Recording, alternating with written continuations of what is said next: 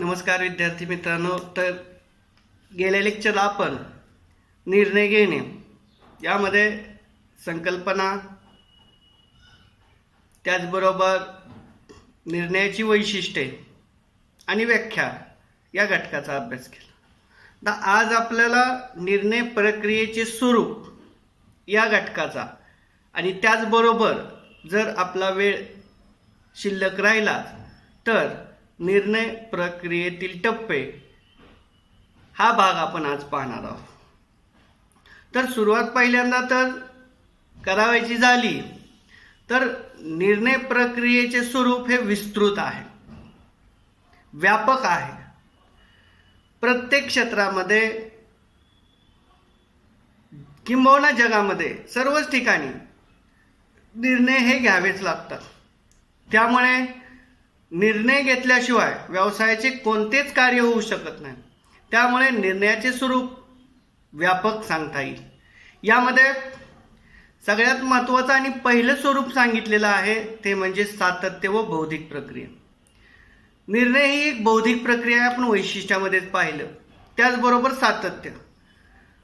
निर्णय घेण्यासाठी कुशल बुद्धिमान व्यक्तीची आवश्यकता असते, तर त्याच्याकडून अचूक आणि चांगल्या प्रकारचे निर्णय घेतले जातात. त्याचबरोबर निर्णयामध्ये सातत्य असलं पाहिजे. व्यवसाय सुरू झाल्यानंतर व्यवसाय अस्तित्वात असेपर्यंत सतत वेगवेगळे प्रकारचे निर्णय घ्यावे लागतात. निर्णयाचे प्रकार पण आहेत. अल्पकालावधीचे निर्णय, दीर्घकालावधीचे निर्णय, प्रशासकीय निर्णय.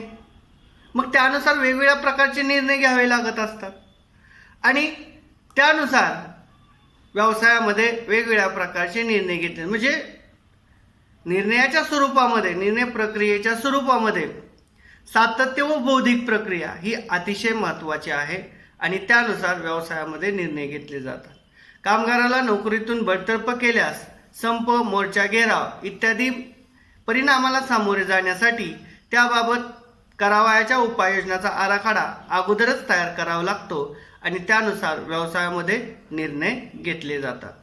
त्यानंतर वचनबद्धतेची संकल्पना. निर्णयाच्या स्वरूपामध्ये सातत्य आणि बौद्धिक प्रक्रिया हे स्वरूप झाल्यानंतर पुढचं स्वरूप आहे वचनबद्धतेची संकल्पना. तर निर्णय गडबडीत किंवा घाईघाईने परिस्थितीशी न जुळवता जर एखादे निर्णय घेतले तर त्याची अंमलबजावणी करताना व्यवस्थापकाला वेगवेगळ्या जबाबदाऱ्या स्वीकाराव्या लागतात. तसेच घेतलेल्या निर्णयाची अंमलबजावणी विशिष्ट वेळेत करावी लागत असते आणि घेतलेल्या निर्णयाची अंमलबजावणी केल्यास व्यवसायाला स्थैर्य प्राप्त होते. तसेच निर्णयाची अंमलबजावणी करताना संघटनेतील वेगवेगळे विभाग कार्यरत असतात आणि यामध्ये विभाग आणि कर्मचारी यांना एकत्रित घेऊन व्यवसायामध्ये निर्णय घ्यावे लागतात. म्हणजे निर्णय घेताना वचनबद्धतेची संकल्पना आहे. कारण एखादा निर्णय घेतला तर त्या निर्णयाबरोबर वचनबद्धता निर्माण होत असते, एक प्रकारची जबाबदारी निर्माण होत असते. त्यामुळे व्यवसायामध्ये निर्णय घेत असताना वचनबद्धता ही संकल्पना महत्त्वाची समजली जाते. त्याला आपण कमिटमेंट म्हणतो. कारण एखादा निर्णय घेतल्यानंतर तो निर्णय पूर्ण करणे किंवा न करणे ही जबाबदारी एखाद्या कर्मचाऱ्याची किंवा एखाद्या व्यवस्थापकाची असते. त्यामुळे वचनबद्धता ही निर्णयामध्ये महत्त्वाची समजली जाते. त्यानंतर मूल्यांकन, व्हॅल्युएशन. एखाद्या प्रश्नाबाबत निर्णय घेतल्यानंतर त्याबाबत मूल्यांकन करणे आवश्यक आहे. कारण अनेक पर्याय उपलब्ध असतात आणि व्यवस्थापकाने निवड योग्य आहे का याबाबत मूल्यांकन केले पाहिजे. तसेच ज्या कारणासाठी किंवा उद्देशासाठी निर्णय घेतला आहे तो हेतू किंवा ते प्रमाण सफल झाले का हे ठरवता आलं पाहिजे. अशा रीतीने निर्णयाचे मूल्यमापन आणि पर्यायी साधनाची निवड आणि उद्दिष्ट सफलता या दोन घटकाद्वारे निर्णयाचे हित अवलंबून असते. त्यामुळे मूल्यांकन, निर्णयामध्ये मूल्यांकन करून निर्णय घेतले जातात आणि घेतले पाहिजे. त्यानंतर विवेकपूर्णता. त्यानंतर काय? विवेकपूर्णता. अधिकारी वर्गाला निर्णय घेत असताना पर्यायी साधनापैकी योग्य साधनाची निवड करून विशिष्ट प्रश्नाबाबत निर्णय घ्यावा लागतो. त्यामुळे निर्णय घेणे ही एक मानसिक व बौद्धिक प्रक्रिया समजली जाते. एकदा घेतलेल्या निर्णयात परिस्थितीनुसार बदल करावा लागतो. योग्य निर्णय घेण्यापूर्वी लक्षात ठेवायचे घटक म्हणजे पूर्वानुभव, सद्यस्थिती, गणितीय व संख्याशास्त्रीय आधार, भविष्यकालीन अंदाज आणि वस्तुनिष्ठ दृष्टिकोन. विवेकपूर्ण निर्णय घेतल्यास संघटनेची प्रगती होऊन संघटनेच्या नफ्यात वाढ होते. तसेच व्यवस्थापनावर विशिष्ट कालमर्यादेपर्यंत निर्णयाची अंमलबजावणी करणे बंधनकारक राहते. विवेकपूर्ण म्हणजे कसे? कायदेशीर, कायद्याच्या बंधनात किंवा कायद्याच्या चौकटीत असलेले निर्णय, अशा निर्णयाला विवेकशील निर्णय आपण म्हणतो. तर अशा पद्धतीने निर्णय प्रक्रियेचे स्वरूप, यामध्ये 4 घटकाचा आपल्याला अभ्यास करायचा होता. सातत्य व बौद्धिक प्रक्रिया, वचनबद्धतेची संकल्पना, मूल्यांकन आणि विवेकपूर्णता. तर एवढं टिपा द्यासाठी येऊ शकतं. ब्रॉड क्वेश्चनसाठी हा प्रश्न विचारला जाऊ शकत नाही. त्यानंतर निर्णय प्रक्रियेतील टप्पे, स्टेप्स इन डिसिजन मेकिंग. ह्यालाच निर्णय प्रक्रियेची अवस्था, ह्यालाच निर्णय प्रक्रिया, ह्यालाच निर्णय प्रक्रियेच्या पायऱ्या आणि ह्यालाच निर्णय प्रक्रियेच्या अवस्था, अशा वेगवेगळ्या नावाने हा प्रश्न संबोधित केला जातो. त्यामुळे निर्णय प्रक्रियेतील टप्पे आल्यानंतर किंवा निर्णय प्रक्रिया आल्यानंतर किंवा निर्णय प्रक्रियेतील घटक आल्यानंतर किंवा निर्णय प्रक्रियेच्या पायऱ्या आल्यानंतर किंवा निर्णय प्रक्रिया आल्यानंतर हाच प्रश्न लिहिणे अपेक्षित आहे. त्यानंतरचा पुढचा प्रश्न पाहूया. निर्णय प्रक्रियेतील टप्पे, स्टेप्स इन डिसिजन मेकिंग. कोणत्याही प्रश्नाबाबत निर्णय घेणे ही एक मानसिक व बौद्धिक प्रक्रिया आहे. त्यासाठी व्यवस्थापकाने व्यवस्थापकीय निर्णय घेताना ठराविक टप्पे आणि प्रक्रिया क्रमाक्रमाने अंमलबजावणी करणे आवश्यक आहे.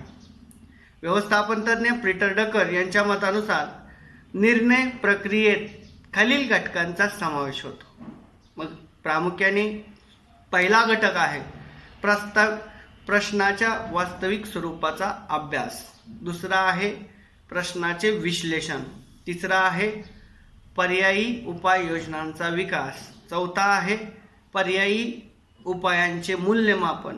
पाचवा आहे उत्कृष्ट पर्यायाची निवड.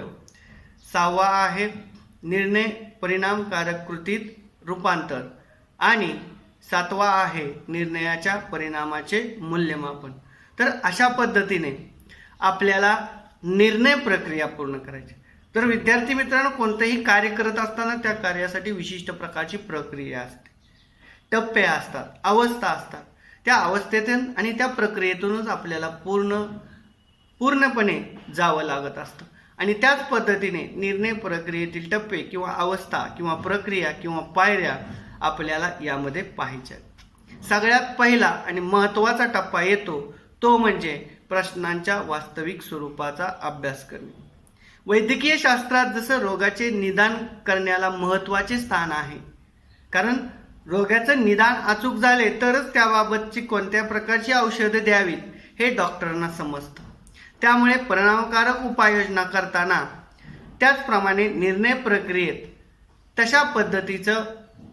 तशा पद्धतीने प्रश्न शोधून काढण्याच्या प्रक्रियेला महत्त्व आहे. म्हणजे जसं वैद्यकीय क्षेत्रात म्हणजे डॉक्टर त्याला रोगाचं निदान, रोग कोणत्या प्रकारचा आहे हे समजल्याशिवाय त्याच्यावर निदान करता येत नाही. त्याच पद्धतीमध्ये निर्णय प्रक्रियेतील पहिल्या टप्प्यामध्ये प्रश्न कोणत्या स्वरूपाचा आहे, प्रश्नाचे वास्तविक स्वरूप याचा अभ्यास झाला तरच त्याची सोडवणूक करता येते. त्यामुळे विद्यार्थी मित्रांनो, पहिल्या टप्प्यात निर्णयाच्या प्रश्नाच्या वास्तविक स्वरूपाचा अभ्यास केला जातो. जोपर्यंत एखाद्या प्रश्नाचे अपयशाची कारणे समजत नाहीत तोपर्यंत त्यावर उपाययोजना करता येत नाही. त्यासाठी बारकाईने विश्लेषण करून त्यामागील कारणाचा शोध घेणे आवश्यक आहे आणि त्यानुसार शोध घेऊन त्याच्यावर उपाययोजना केली पाहिजे. तर पहिल्या टप्प्यामध्ये प्रश्नाच्या वास्तविक स्वरूपाचा अभ्यास म्हणजे प्रश्न कोणत्या प्रकारचा आहे, कशा पद्धतीने सोडवता येईल. जर प्रश्न सुटत असेल तर काय हरकत नाही, पण सुटत नसेल तर का सुटत नाही त्या कारणाचा शोध काढून तो प्रश्न सोडवायचा प्रयत्न करायचा. म्हणजेच या टप्प्यात प्रश्नाच्या वास्तविक स्वरूपाचा अभ्यास केला जातो. म्हणजेच बघा, बऱ्याचशा वेळा निर्णय प्रक्रियेतील डॅश डॅश हा पहिला टप्पा समजला जातो. तर काय लिहिणार तुम्ही? प्रश्नाच्या वास्तविक स्वरूपाचा अभ्यास असं लिहिणं महत्वाचं आहे. बऱ्याचशा वेळेला निर्णय प्रक्रियेतील शेवटचा टप्पा विचारतात. मग काय लिहायचं? निर्णय प्रक्रियेतील शेवटचा टप्पा निर्णयाच्या परिणामाचे मूल्यमापन किंवा मूल्यांकन हे लिहिणं अपेक्षित आहे. टिप्पा द्यासाठी येऊ शकतो, मोठ्या प्रश्नासाठी येऊ शकतो. टिप्पा द्यासाठी आल्यावर निर्णय प्रक्रिया येईल. मोठ्या ब्रॉड क्वेश्चनमध्ये जर विचारला निर्णय म्हणजे काय, तर निर्णय प्रक्रिया सविस्तर स्पष्ट करा असं येईल. तर कोणत्याही प्रकारे प्रश्न आला, ऑब्जेक्टिव्हला आला, टिपाला आला, ब्रॉड क्वेश्चनला आला, तर आपल्याला लिहिता आला पाहिजे, कारण आपला अभ्यास त्या पद्धतीनं असला पाहिजे. त्यानंतर पुढे प्रश्नांचे विश्लेषण. आता प्रश्नाच्या वास्तविक स्वरूपाचा अभ्यास केल्यानंतर पुढची पायरी येते ते म्हणजे प्रश्नाचे विश्लेषण. तर विद्यार्थी मित्रांनो, यामध्ये प्रश्नांचा संपूर्णपणे अभ्यास करून त्याचे विश्लेषण करायचे आणि विश्लेषण केल्यानंतर तो प्रश्न कशा पद्धतीचा आहे, कशा पद्धतीने सोडवला पाहिजे याबद्दल ज्ञान आत्मसात होते. आणि याबद्दल ज्ञान आत्मसात झाल्यानंतर तो प्रश्न तुम्ही व्यवस्थित पद्धतीने विश्लेषण करून तो व्यवस्थित पद्धतीने सोडवू शकता. त्यासाठी या टप्प्यामध्ये फक्त प्रश्नाचे विश्लेषण करायचे. विश्लेषण म्हणजे कशा प्रकारचा प्रश्न आहे, कशा पद्धतीने सोडवला पाहिजे, काय केलं पाहिजे, काय नाही केलं पाहिजे, या पद्धतीचं सर्व प्रश्नाचं विश्लेषण यामध्ये केलं पाहिजे. जर प्रश्नाचं विश्लेषण तुम्ही यामध्ये केलं तर पुढच्या पायरीमध्ये पर्यायी उपयोजनांचा विकास यामध्ये तुम्हाला काही अडथळे येणार नाही. त्यासाठी प्रश्नाचं विश्लेषण करायचं. वास्तविक स्वरूपाचा अभ्यास झाल्यानंतर ही दुसरी पायरी येते, ते म्हणजे प्रश्नाचे विश्लेषण करणे. यामध्ये सर्व निर्णयाचे जेवढे प्रश्न समोर येतात, कारण निर्णय घेत असताना एक आणि अनेक पर्याय, दोन आणि त्यापेक्षा जास्त पर्याय समोर असतात आणि त्यामधून आपल्याला उत्कृष्ट पर्यायाची निवड करावी लागते. म्हणजे तुम्हाला प्रश्नाचं विश्लेषण करावं लागतं. त्यामध्ये विश्लेषण करत असताना चांगला कोणता, वाईट कोणता, तो घेतल्यानंतर त्याचा परिणाम काय होईल, भविष्यात त्याचा परिणाम काय होईल, अशा पद्धतीची प्रश्नाचे विश्लेषण यामध्ये केलं जातं. चांगलं वाईट ह्या पद्धतीचं विश्लेषण आणि मूल्यमापन यामध्ये केलं जातं. त्यामुळे प्रश्नांचे विश्लेषण या टप्प्यामध्ये केलं जात असतं. नंतरचा पुढचा टप्पा पर्यायी उपाय योजनांचा विकास आपण पुढच्या लेक्चरला घेऊया, कारण या लेक्चरला आपला हा भाग काही पूर्ण होऊ शकणार नाही. धन्यवाद.